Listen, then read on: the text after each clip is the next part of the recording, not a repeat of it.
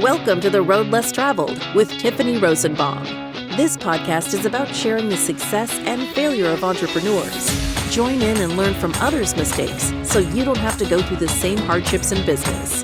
Now let's welcome your host, business coach, real estate investor, and proud wife and mom, Tiffany Rosenbaum. Welcome to another episode of the Road Less Travelled with Aaliyah Heine with bonded gear, literally the best gear that I have ever put on. And I didn't realize until she ran me down at a conference and said, try it. And I'm like, I have my stuff. And I put it on and I was like, whew, this is like the most comfortable thing in the world. But what's great is the story behind y'all. And man, a family dynamic. She runs in a family dynamic, which is really hard to do sometimes. Yeah, absolutely. Because families don't always know how to tell each other when they're wrong. And some, when they do, people get offended. So I'm really excited to have you on today. And I'd love to start by your journey of coming into the business with your parents.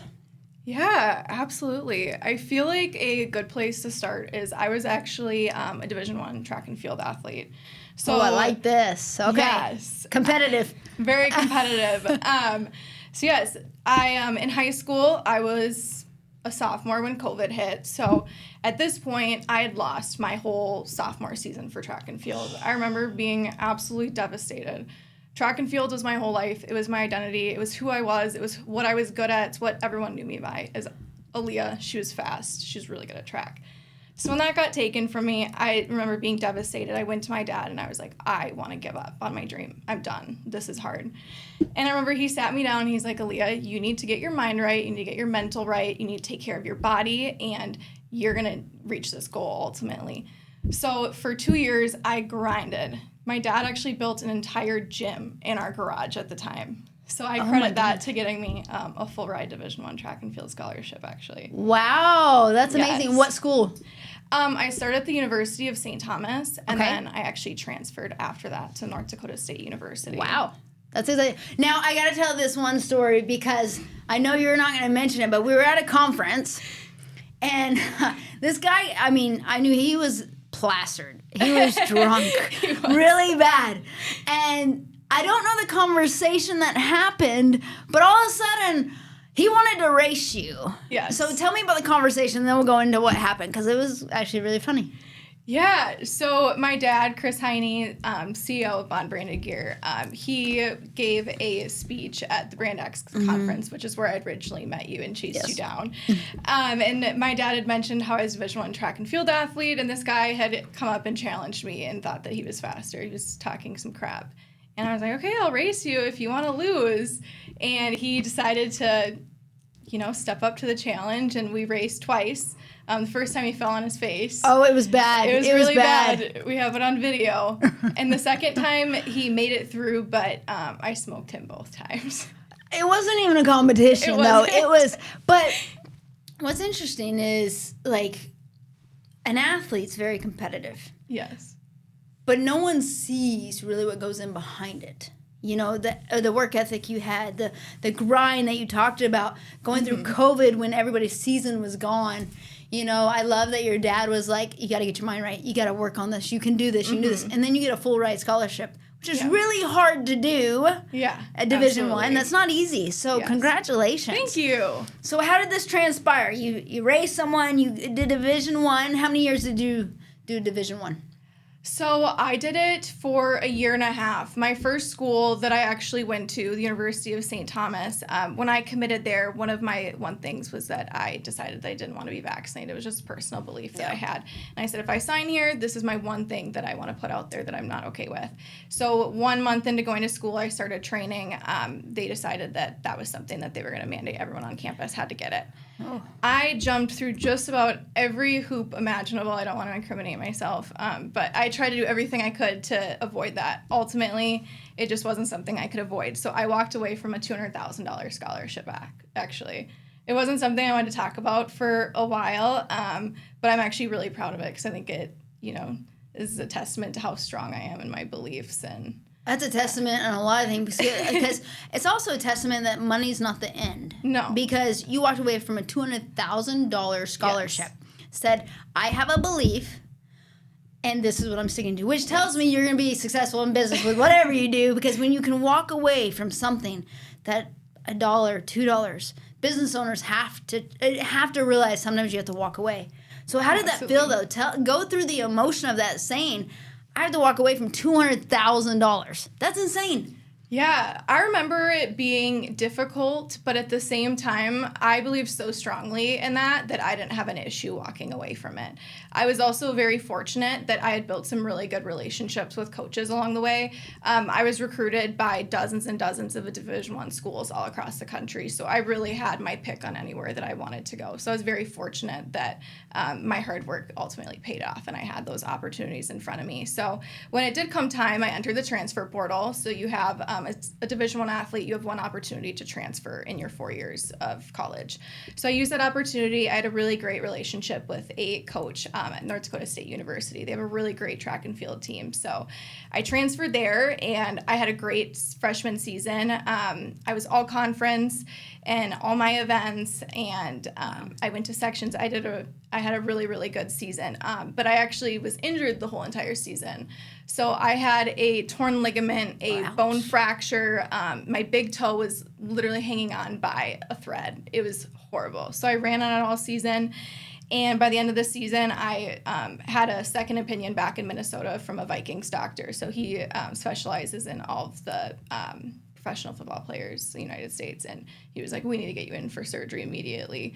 So I got in for surgery, and I actually got a call from my coach that they pulled my scholarship and cut my spot on the team because I was going to be out for a year and a half. Oh, that's brutal. That's what ultimately pushed me in this position. Is I'd had that initial experience at my first school where the COVID vaccine was an issue, and I went to the next school. I had a great season, and then I felt super betrayed by this family that I had built there, my coach and my team, that they could just cut me. Mm-hmm. I wasn't loving schools during COVID. Everything was online lectures. I just didn't really feel like I was getting much out of it. So I told my dad, I called him, and I was like, I feel like I'm wasting my time in school. This is not for me. I was never a school person. I was never someone who wanted to go to college. I went to college because I loved track and field. That was my passion, was my love. So that's why I went. And he was like, Aaliyah, I have a spot for you. So that's how I got into the family business. Wow. Yeah. And so when the coach called you and pulled your scholarship, how defeating was that? You know, it was a tough pill to swallow for sure. This was someone who I had really trusted with a lot of things, and we had had plenty of conversations leading up to that point about this injury and the next steps that I was going to take care of myself, because ultimately my personal health and well-being is more important than a sport and competing. Mm-hmm. And I thought we were on the same page with that. So it definitely felt like a betrayal. But I have a really strong belief that things don't happen to you, they happen for you. That was something that I actually heard Ed Milet say, and it's something that rings in my head every day. I really, truly believe that if you're able to frame something and shift your outlook into a more positive light, I mean, that makes the world a difference, not just in your personal life, but in business, relationships. Well, it does, because, like, literally, you're going to have roadblocks. Everybody's going to have roadblocks. And that's what this whole podcast is about, is like in business, in life, everything. You're going to have a roadblock. But Barbara Cochran, I love what she says. It's not a matter of you get hit down. It's a matter about how fast you get back up and keep going. Mm-hmm. And like you said, you believe that it doesn't happen to you. It happens for you. And so you took that as an opportunity. You went into your family business. Yeah. And that's a whole nother dynamic, though, because I come from a line. My dad did business with his 4 brothers. 3 other brothers. And it always intrigued me, because you'll hear the big people do not go into business with your family, because usually it destroys families. Mm-hmm. So you came in to a position in your family's business. Kind of tell us about that. How did that work out? Was there tension ever, or was it just a great situation from day one? Yeah, that's a really good question. I guess to start, I'm very blessed. I have an incredible relationship with both my parents. They're my best friends. I spend so much time with them, and especially my dad. My dad he's my best friend. He's my biggest supporter. He's my mentor. Awesome. He is such an amazing person. So I'm truly blessed to have him in my life, and have him mentoring me and leading me and ultimately sculpting me into the person that I've become today, or assisting in that. So it started off pretty good. I did start in a more like entry-level position because my dad believes that you should truly work for everything. He had his college handed to him, or his parents paid for it, and him and my mom could have paid for my school. But they decided, we want you to have some skin in the game. You're going to, pay for your school. You can get a scholarship. You can take out a loan, pay for your school. That's going to be on you. So I came into the business and I started in our customer experience department with our customer service. We just choose to call it that because it's a little bit more positive sounding than customer service. And we're all about providing the ultimate experience for our customers. So I started in there and I worked my way up. So I did that for about 10 months and then I moved into sales. So when I moved into sales, that's maybe when there was a little bit more of butting heads because I was really starting to learn the business. I mean, I did grow up in it, so I had traveled with them for lots of events and trade shows. So for 18 years, they were Anytime Fitness's preferred vendor worldwide. Oh, wow. So we would go to trade shows with them once a year, and we'd bring like $250,000 worth of apparel and sell out of it in 2 days. Which is like insane. So those were kind of some moments that I felt like really sculpted me as a, young teenager growing up and seeing my parents running something like this and experiencing that and making these connections with people. When you went into the customer service role, I call it customer service, and it's but I like how y'all call it. Yeah. It is so important. What are the things you learned from day one? Because you went from track and field, you went from college, but then you went into customer service. What are some things that you really learned and sculpted you to go into the next position? Because you were only there for 10 months, and that's a fast track type of learning experience. What were some things that changed your view on the business? Yeah, I think one of the biggest things that I've learned is the relationships that you build with people. Is learning how to communicate with people. Listen is a big thing. That's something that I'm continuously working on, and sometimes just shutting my mouth and opening my ears up to listen, especially when you're in customer service. Sometimes the customer may not be right, but you need to listen to them and hear them out. And I'd say that's a skill that I've definitely developed. I love it. Is listening. Yeah, I love that you said that they might not always be right, because they're not always right. Yeah. But we have to show them that we listen and we care, and we do care because they are the life of the business. But exactly. Can you tell me about a time that, let's go here, you were on the phone and there was a customer that was wrong. What did you do to turn the customer into a loyal fan? Have you had an experience like that? We're really fortunate. We have really great customers, to be honest. Most of them, when they do call in, and if there is ever like an issue or something, we're very quick to resolve it. Even if it is more on their end, if they approve something without really looking at it. We get that a lot where we'll send attachments and people won't open it and just reply approved, and then they get their item and they're like, well, this isn't what we wanted. And we're like, well, you approved it in this email. Did you open it? Well, no, I just figured it was okay. Well... We'll usually take care of it because at the end of the day, we like to tell our team, our customers, we live for them because without them, we're nothing. They're what feeds us, our business, our families. So it's important to take care of them. So at the end of the day, sometimes even if they aren't right, we always make things right. Yeah. I'm trying to think of a situation. Typically, we're able to resolve things. I think we've had a few situations where my team has been very fortunate that I've stuck up for them, where we've had some customers call in and have some a little bit more angry reactions. So, well, I think you proved it. Like you said, like the customer was wrong. They emailed, they approved, and then you're like, we'll just take care of it. Yeah. That right there says a lot, because someone call and say, hey, well, I didn't agree to this. You're like, you could have been right. You could have said, look, you approved it. I'm not changing it. You did it. Yeah. And that relationship, no matter whose fault it would have been tainted. Absolutely. But instead, you turn around and you go, we'll take care of it. Yes. And then they come back and buy more. Yeah. So it's a win. Yeah. We like to use it as a learning opportunity, too. And it just ultimately makes us a little bit better at our jobs. We're starting to implement more things and make things a little bit more clear to the customer that this is an approval. You need to review everything. So it just kind of helps us become better. I love that. Grow. I love that. So I feel like, again, if you shift that outlook and frame it the right way, it becomes positive. It does. I like how you said shift the outlook and frame it the right way, because that's really what it is. When a customer calls and they're upset, it's, hey, how do I turn this? I always tell my team, it's like a game. Someone calls upset, how do I make them happy? Yeah. Like, how do I turn this around? Because in real estate, sometimes I can't, just change it. Yeah. But you can do some things on the back end to help out and make it right. Absolutely. So you went 10 months in customer service, then you went into sales. Yes. They align, but they're different. So tell me, like, from 10 months, then you go into sales, what did that look like? Yeah, so one day I just decided, I was like, I want to sell. I want to make money. Like, let's do this. And my dad's like, okay, I think you should ease into it. So I still kind of did my customer experience role, but I went out and sold. So I went out and I'm going to call it door knocking, even though it's more business to business. And I actually got really lucky. The first place I went to is still one of my most loyal customers to this day. The next place I went to is my biggest customer to this day. And then after that, I got a few FUs, no soliciting. So I did kind of get like the sweet taste, and then I also got kind of the sour, where it was a little humbling.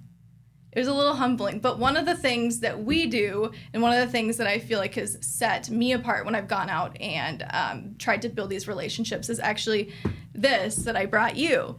Is bringing something like this, walking into the door, having a handwritten letter, this box and gear that has their company's logo, their message all over it. What an experience to receive that. You're creating an experience. Doing that? No, it's true. And like when you brought this, I was shocked. I did not expect it. But your gear, you also don't just bring the cheap stuff. No. You bring the top of the line, like, hey, I'm going to show you I care about you.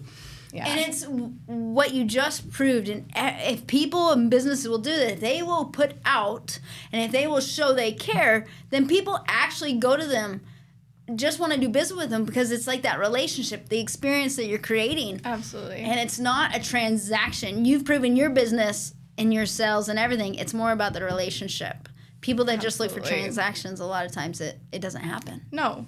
Typically, the kind of mentality that my dad taught me is if people are going to come on money, they're also going to leave on money. So true. That's how it goes. So I don't like to sell on price. That's something that I feel like a lot of young salespeople do, is they want to be the cheapest option. They want to get that sale. Mm-hmm. I leverage myself in an expert position that I'm selling a high quality product, that I'm selling an experience, and I'm selling something that they cannot get anywhere else. Oh, I like that a lot. But, like, okay, so I love that, because in one of my businesses, I'm double the price. Like, it's in our short-term rental business. I went on the market, and I'm like, you know what? Whatever they're at, double it, because I want the high-end experience. I want to be able to give them that. And if you were the cheapest, there's no way you could be able to do this. Yeah. You wouldn't be able to create this experience. And that's what it's all about. People today come for purpose and experience. They don't come for transaction. Because like your dad said, like in the insurance business, if they come for money, they're going to leave for money. Exactly. And it doesn't matter if it's $1 or $2. But if they're coming for experience and relationship, they will pay for it. Because that's what they want. Yeah. Can you tell me about an experience where you fell on your face in the sales side of it? Like, were you in management and sales, or were you just a salesperson at the first?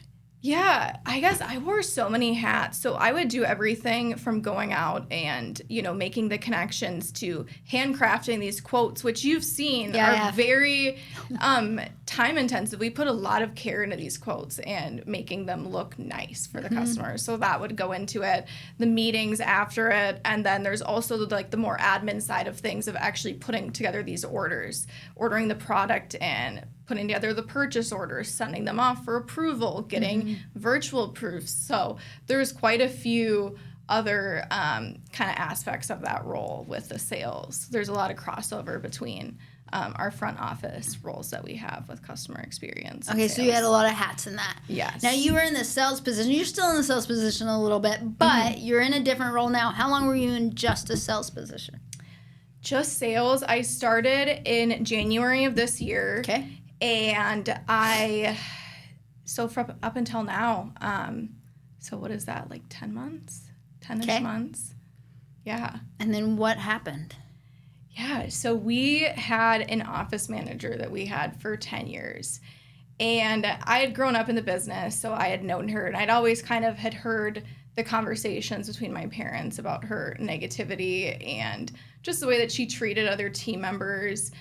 And it was just something that they kind of put up with, because I had mentioned to you before this that she had put herself in a power position, knowing all of these roles and systems and processes, but never teaching them to anyone new hires, my mom who worked in customer experience at the time, she just hoarded all of these things and put herself in this powerful position. So they put up with it for 10 years.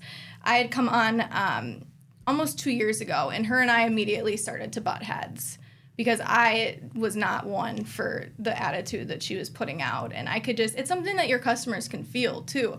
I always say you have to fall in love with people. You're in the business of dealing with people. Love them. Genuinely. Don't be fake. Don't act like you like them. Like, be genuine about it.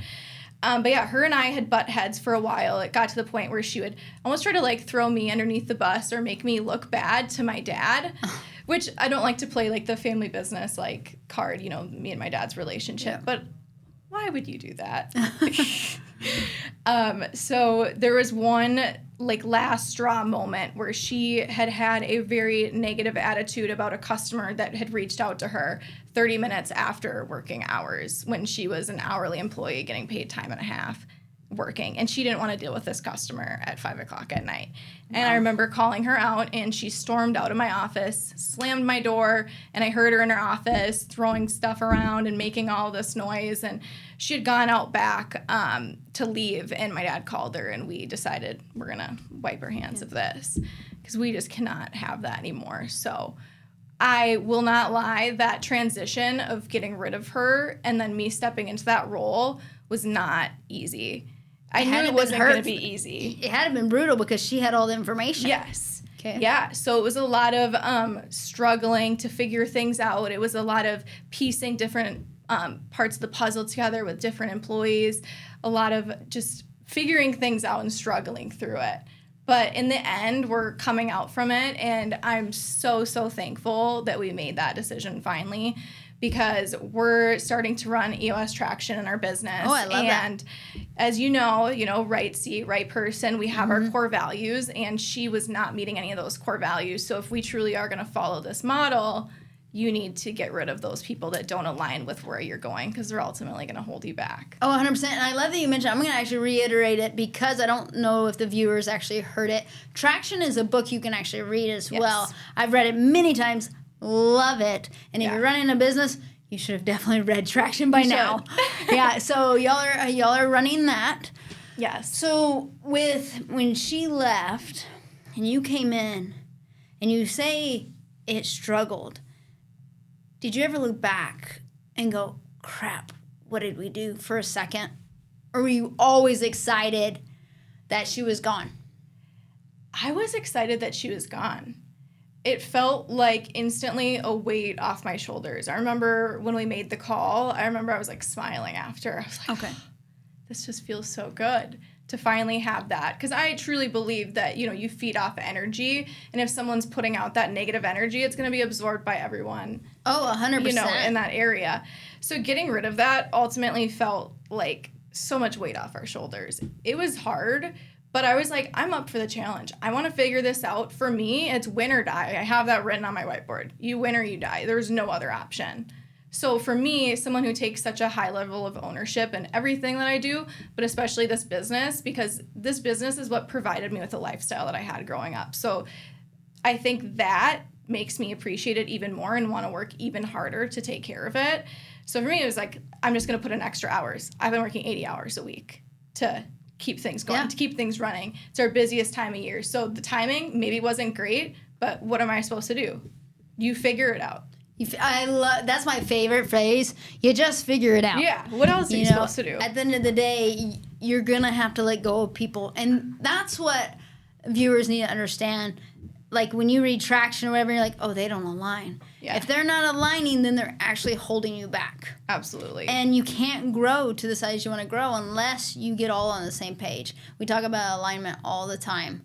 And when you're hiring and firing people, that's difficult. It's not easy. Mm-hmm. So how do you make sure in your business, you and your family's business, that y'all hire the right people? Yeah, that's a great question. We've actually just hired a new position at the company, and we're actually looking at hiring a few more now. Something that we look at is we're not as focused on, this is a degree that you have, this is the experience you have. We care about having someone that, one, shows up for the interview, because you would be surprised how many people do not actually show up. I laugh because it does happen all the time. It does. It's like they set an appointment, and it's like, You can't even make an appointment or call? Yeah, and then we're they done. try to reschedule, and they're like, no, red flag. Red flag. Red flag. So first, showing up, but we care more about that person's character. We sit down and we ask the right questions to truly figure out who they are. Is this someone who wants to grow with us? Is this someone who wants to win with us? Do they have the right mentality, the right mindset? Are they a winner? All of these things matter way more than any degree or any previous experience, because there's things that you can't teach and there's things that you can. We can teach the skills within the job, but I can't teach you to care about our customers. There's people that, see the clock, it's 4:29 and they're getting ready to leave out the door and they want to be done. But then there's people that stay behind and they work until the work is finished. Mm-hmm. No, oh my goodness, I love that you talk about that. One of my questions are always, it's 5 o'clock, where are you at? Meaning in an interview. Our interview process is very extensive because I do truly feel like you got to ask the same right questions, but also you got to see them in different lights. So Absolutely. We bring them in the office multiple times because I want to see when their kid calls in sick. I want to see like, hey, I'm having a rough day or I'm having a great day. Because, people when they come in the office for an interview, they're in their best foot. Absolutely. And it's like, how do I know they're really, really there? So bringing them on, do you have a training process? Because you said, I don't care if they truly understand this business. I care about their values and what they stand for. Yeah. So when you bring people onto your business, how do you bring them on and get them up to speed? Because this is not like I'm touching the box she brought. Your company is not just one that someone can come in and go, oh, let's put a embroidery on it and we're good. Yeah. I can tell just by dealing with y'all that you're so much more. So how do you get them up to speed to really understand the business that y'all have created? Yeah, it takes time. It really does. I grew up in the business, so I understood what embroidery was and what screen printing was and all these decoration methods. I had seen the equipment. I'd heard the talk. I had touched the apparel. I grew up in it, so I knew it. But someone who's never been in it or someone who's never even been in the position where maybe they're, in the position of the company where they're ordering the apparel so they get a little bit more of an understanding, it's like a whole new world. It's incredibly detailed. I mean, one small mistake can be very expensive. We had a mistake, I want to say 2 weeks ago now, just as simple as clarifying the shipping terms, and it cost us an extra $2,000 just in freight charges. Ouch. Yeah, it was a tough one. Little mistakes. The details in business are so important. Yes. I've had mistakes like that. I've had to eat a $10,000 check before. And I was like, that one hurt. Fun. Because if someone misses that detail, it's, and you have to make it right for the customer. Yes, you have to. You have to, because you care about the customers. And so we're the same way. Yeah. So what did you do after that $2,000 mistake to make sure that something was fixed so it didn't happen again? Again, you try to frame it and make it a learning experience. I always like to, make it a positive thing and not make someone feel necessarily bad for it because that person didn't have the intent to make that mistake. Some of it is a lack of training because the role that I've stepped into now, I've been able to look back in hindsight and reflect that even the way that I was trained by our previous office manager, she didn't do the things that I'm doing with our team now that I'm bringing on. These people may have not been trained properly, so they didn't know any better. So now I'm taking this, I'm swinging around. How can I make this a learning opportunity for this specific employee, but then also, helping everyone else on the team, even new people that we're bringing on too? How can you just have this be a learning experience? You said that a lot, and I want to reiterate that because I want our viewers to notice every time you turn around and there's a mistake, you say create a learning opportunity. And that's what you have to do in business because otherwise there's a lot of mistakes. Yeah. But like creating everything to be a learning opportunity, then it's a win for everybody, right? Yeah. Because 9 times out of 10, employees, team members do not want to make mistakes. But really, I was just at a conference and I spoke on this. 9 times out of 10, it actually ends up back on our head. If the training wasn't there, just show them. Absolutely. And years ago, I said, you know what? I need to start looking inward with the bad hires, with the issues in the company. I'm like, all right, let's look inward. What am I not doing right to get the team up to speed? Yeah, absolutely. If they do make mistakes, it's not like, well, not all the time. Every once in a while, you'll get a bad apple. But the 9 times out of 10 is they really do want to do it right. And they really do want to see good for the company and business. Yeah. And so I love how you reiterate that over and over. It's a learning opportunity. Yeah. And you said that from the beginning of the podcast all the way through so far, like when you were in track, when you were in customer service, when you were in sales, and now when you're on operations. Yeah. I love how you continually say that. Where do you think your mindset came from on that?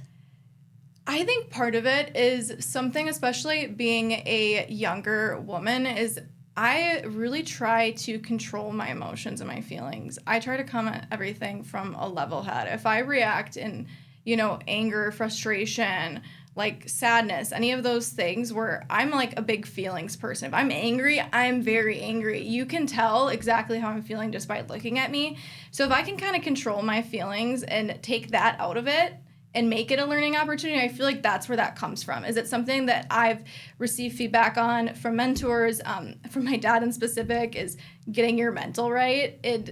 Women kind of typically have that stereotype of being a little bit more emotional, and I think that it makes me a better leader, makes me a better team member, it makes me better all around in every aspect of my job if I can take the emotion out of it for some of those decisions. Obviously, the emotion comes into play with like the relationships that I'm building with my clients and customers, but when it comes to leading and making those decisions, I think coming from a level head and making it a positive experience rather than acting out of any bad emotion. No, but it's true. Everything's based on facts. Relationships are based on emotion a lot of times. Yes. But decision making has to be based on facts. Yes. And that's why I think you do so well at that, is because you say it has to be a learning opportunity. And when it's facts, it's not an emotion of, oh crap, I'm sitting here, and then you spend so much time dealing with the emotion of it. It's, hey, we made a mistake. How do we fix this? How do we move forward so we don't continue to make it? Yeah. It's all learning, right? Absolutely. So now that you're in this, before we started this, you kind of told me something that's going to happen when you go home. Can you share a little bit about this? Because this is a hard thing in entrepreneurship. Yeah, it's always a very difficult thing to let someone go. There's always that, because I was going to say this earlier too, and we were talking about our office managers. It's kind of that mentality when people talk about having children. There's never a good time to have children. There's never really a good time to fire someone either. Yep. You just kind of got to do it. Yeah. Just dive head first and do it. So, yeah, when I go home tomorrow, there's a particular employee that just has not been, up to par with some of our core values. And just like we had talked about, what are you doing at 5 p.m.? We have employees that want to leave right away or earlier, just aren't showing up. So, not the greatest decision that you have to, or the best feeling decision that you have to make, but it's ultimately going to be the best for our growth. How long have you kept this employee? We've had them for a year. This actually kind of goes back to when we talked about looking inward. Do we have the right training? Are we teaching the right things? Are those learning opportunities there?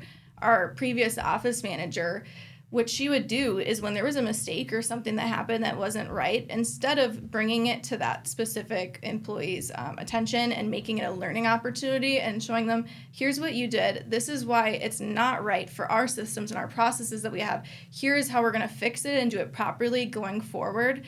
Like, let's learn from this together and walk through it in a positive way. You'd either, one, get a really passive-aggressive email to fix this mistake, oh, wow. or two, she would correct it and not let anyone know, and then would talk poorly about other people behind their back. So that's what kind of happened with this particular employee, I think, is I don't think they were ever trained in properly from the get-go.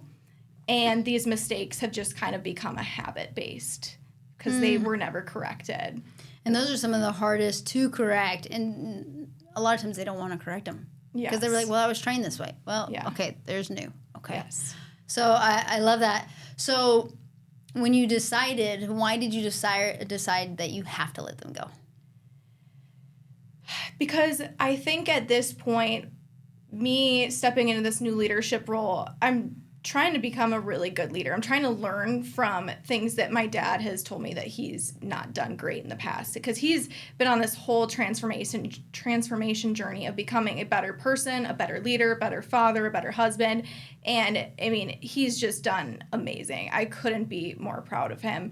And I feel like I've kind of taken on some of those same things, just watching him go through that too. One of those becoming a better leader. And I've just noticed that the workload that I've had to take on to correct these mistakes and to fix them, and the time and the money that it's costing, it's just ultimately not a good fit anymore. We're rowing in this direction and this employee is rowing in the other. So you're getting this tug of war back and forth, and you can't really go anywhere when you're pulling in different directions. You can't. And that is a perfect analogy. When you're rowing in different directions, your boat's staying still. Yes. And you can't grow. So I love that. What is your growth pattern for this next year? You said you were bringing on new employees. Yeah, so we just brought on a new bookkeeper and customer experience representative. So she'll be doing most of our bookkeeping and then also helping with our customer experience side of things. So she's actually taking my mom's role in the office. Oh. Yes. So is your mom stepping aside? She is. Okay. I'm very excited for her. My mom she was a dental assistant when my dad and her had met.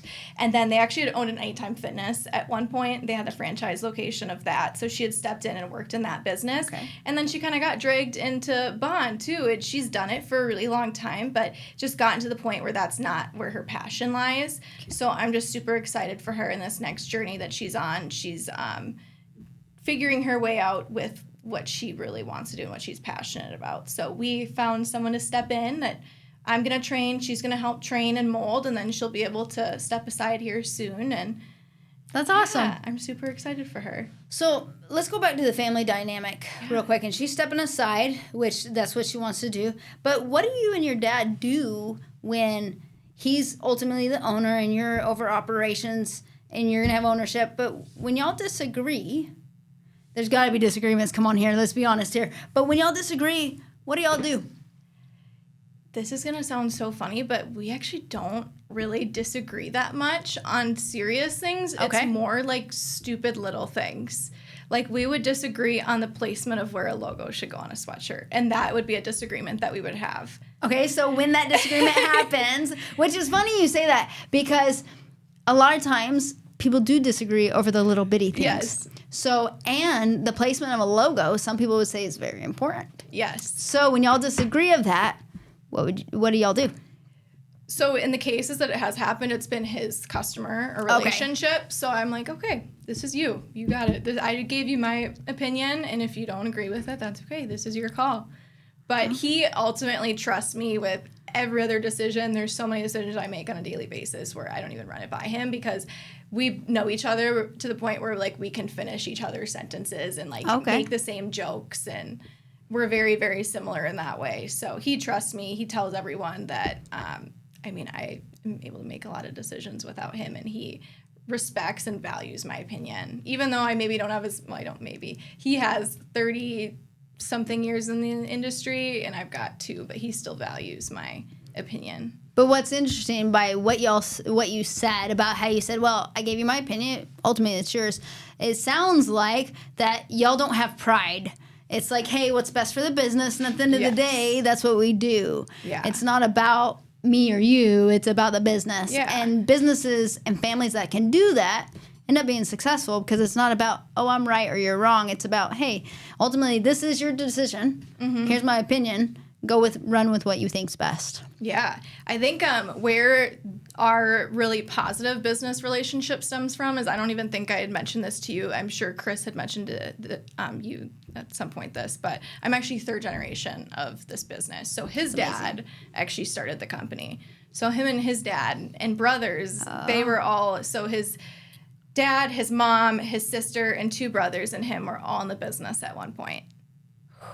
Right. Okay, you got women in there too. I mean, yes. I'm a woman, don't get mad at me, but I mean, when you bring in that type of dynamic, that's a lot. Yeah. So he's dealt with it. He understands. Yeah. So I would have loved to be a fly on the wall during those meetings because that's a lot more people. Thing. My grandpa back in the day was just fiery. He would send salesmen out of his office crying, I've heard, just crying like little girls.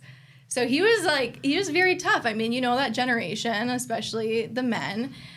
So the relationship that my dad and him had wasn't very positive, I guess you could say. And I think it did kind of taint the relationship for a while.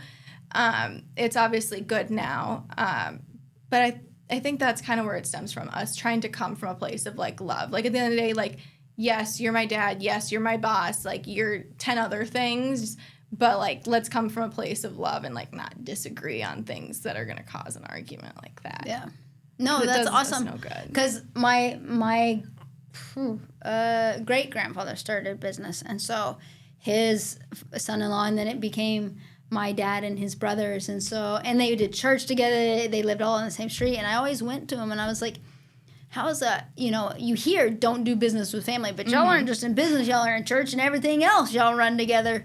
And he said, it's where you might disagree, but it's not a disagreement of hate, it's a disagreement of love. This is what we see best. And when you come at it from love, then people understand. And when you have the relationship that you talk about, then all of a sudden it's not about who's right or wrong. It's not about, you don't agree with me or trying to spin somebody. It's more about what's best for the business. I trust you. You trust me. Let's run with it. Yeah, absolutely. What has been one of the biggest struggles for the business? One of the biggest struggles, I would say, is right person, right seat.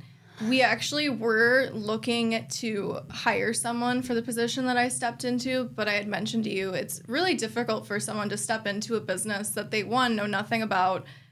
They don't know the systems. They don't know the processes. They don't know the people, the customers, all of that. It's hard to step into a role where, I'm working with our production team, our shipping and receiving. I'm working with our customer experience, our sales. I'm, doing our email blasts and marketing. I mean, when you have your hand in so many things and you don't know anything about the business, it's kind of a hard role to step into. I mean, it probably takes 6 months to a year to get sort of up to speed on those things. So when we thought about it, I came to me, I was like, Aaliyah, do you want to step into this role? And I kind of thought about it, and I was like, am I ready for that? I kind of had some self-doubt, some limiting beliefs there.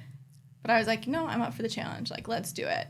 And he was actually out of town at this point, and I was just running things when we let her go, and things were going so smooth, and we were adjusting really well, and I mean, it's been really great ever since. So I'm super, super thankful for this experience. I think this is something I'm going to look back in, 5 years, 10 years, 20 years, and be like, wow, that really shaped me as a person, as an entrepreneur. So yeah, I'm super thankful for the opportunity. I see it as a positive thing and not a negative thing again. But isn't that how we learn and grow, through the struggle? At the time, it's probably oh, this is hard, this is struggle. But those struggles get us to the person we need to become, to be the true entrepreneur, to be the leader we need to be, to lead businesses and companies and people. Yeah, absolutely. And at the end of the day, when you care and when you can see everything as a positive, life doesn't happen to me, it happens for me. Then all of a sudden, everything is for your benefit. It's not a negative. Yeah. And I think the best entrepreneurs are people that see it that way. And out of everybody I've interviewed, it's the people that are successful, the people that are doing amazing things. They see everything as a learning opportunity. They see everything as, hey, this is for my benefit somewhere. Yeah. And so I think that's amazing that you have that outlook, because, there's a lot of people that could have said, oh, my coach cut me, not cut me, but took away my scholarship, or, and sat and been poor me. But instead, hey, I have an opportunity here. Let's run and go with it. I think that's amazing. Thank you. If people want to find your brand and your company, where should they find it?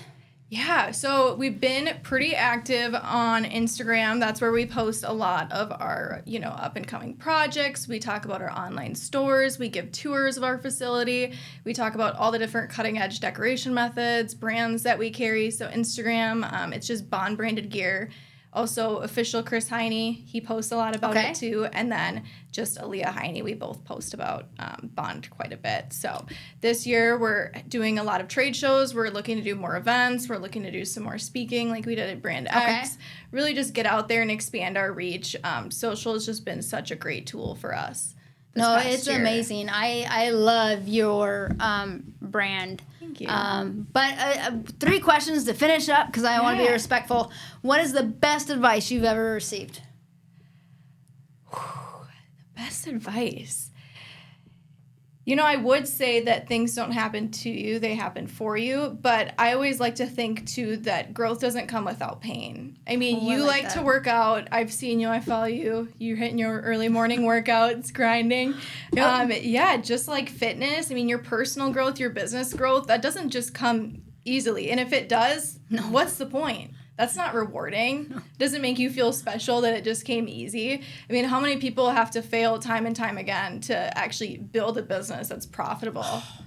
No, it's true. It's so true. And I like how you said that. There's no pain, and there's no growth without pain. Yeah. And my early mornings, Like, even this morning, I'll be truthful, man. This morning was tough. I did not want to get up. We've had some health issues within my family and trying to just be there. And so there's a lot of flying back, no sleep. Yeah. And this morning I got up at 4:30 like I normally do and went running and did my cold plunge, my workout. And like afterwards, I was like, it was like 6:30. I'm like, oh, I'm feeling dead, you know. Mm-hmm. So I sat there and meditated for 10 minutes. And I was like, okay, I'm just going to meditate and let my body relax.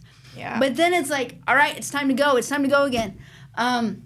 But I like how you said, I like your outlook, your mindset on life, because it's so important. Thank you. What is the worst advice you've ever received? Oh my gosh, the worst advice. Mm-hmm. That's a good one. I don't think I've ever been asked, what is the worst advice that I've received? I don't even think that this is advice, but just going into something with like no knowledge behind it. I like to come at everything. Like, if I'm not an expert at this or if I don't know anything about it, I'm not going to talk about it like I do. I'm not going to fake it till I make it and act like I know about something. But I know there are some people who will come into a room and, you know, try to win the room over and act like they know everything. And you can usually see right through it. So that's something I like to be a student. I like to learn. I don't like to come into everything thinking I know it all. I actually like that because even when I get up on stage, I'm like, can I talk real and raw with y'all? I'm not coming up here as the best of the best. I'm coming up here to show you my failures so we learn together. Yeah. You know? So I love that because really we do have to be the sponges to continue to learn. The day we stop trying to learn is the day we will completely get out of the business because everything's changing so rapidly. Yeah. One other question. Okay. What is if you have to recommend one book for entrepreneurs and you're like, you need to read this, what would it be? What the heck is EOS? You have to start with that one before the EOS traction. What the heck is EOS? You have to give it a read.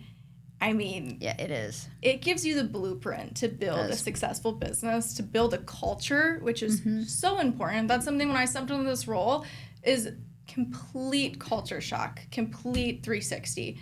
People are more excited to come to work. I can tell that they're happier. They're more enthusiastic about their job. They're building more relationships with people in the company. Kind of like that like restaurant mentality where there's like front of the house, back of the house, like the cooks in the kitchen don't really get along with the servers and the bartenders. Which can happen, yeah. There's operations and sales, that happens all the time. Yes. So kind of bridging that gap, because truly I preach this in every meeting. If one area of the company doesn't show up, we all are behind. We all can fail. We're a well-oiled machine. So no one is above anyone. Everyone's an equal. So shipping and receiving is equal to sales because, yeah, if we bring in all these sales, but if we can't ship out our product, they can't get it. And then I love that. We're nothing. We're nothing without each member of our team. So. Oh, it's so true. And I talk about the domino effect because it's similar to what you're saying. One person is not aligned, not doing EOS, not like part of their culture. That one person can literally destroy the whole line that has to happen. Yeah, and it's so important. I love that. If you haven't read Who's, I would recommend Who's as well because it's about who. It's not how, it's who. You know, the person you put in the seat, like we were talking about earlier. Getting the right people in the right seat are so important. So I love that you mentioned that. Anything else that we should like give advice to our entrepreneurs that are listening today? I think the best advice that I can give is just don't wait around, just do. You have to act on it. Again, there's no right time to start a business, to, you know, start any of these goals and ideas. Like, I always talk about, like, New Year's resolutions. Like, why don't you just start it tomorrow? So I'm supposed to wait 2 months until I start this resolution. Just start it tomorrow. You have to take action. Otherwise, you're not going to get anything from it. If you wait around all that time, you just lost all that possible progression that you could have just made. So my best advice is to just simply act on it. If you have a goal, if there's something that you're trying to accomplish, whether it's personal, business, relationship, just go after it and do it. Don't make excuses for it. I love that so much because, like, let's take the conference industry.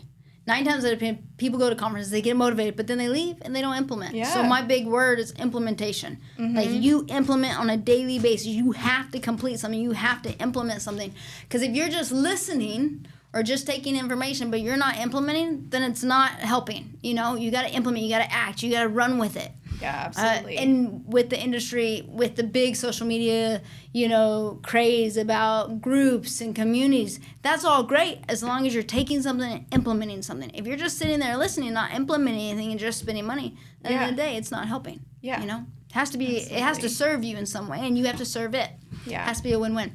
So I love that. I appreciate you coming on today. Yes. Man, I love your company. I really do. I love everything about it because the experience that you're creating is going to change this industry. I really do believe that because most what people would call them embroidery companies, which I don't even like to say that for yours because I think it's so much more, but they don't do this, and you do something more.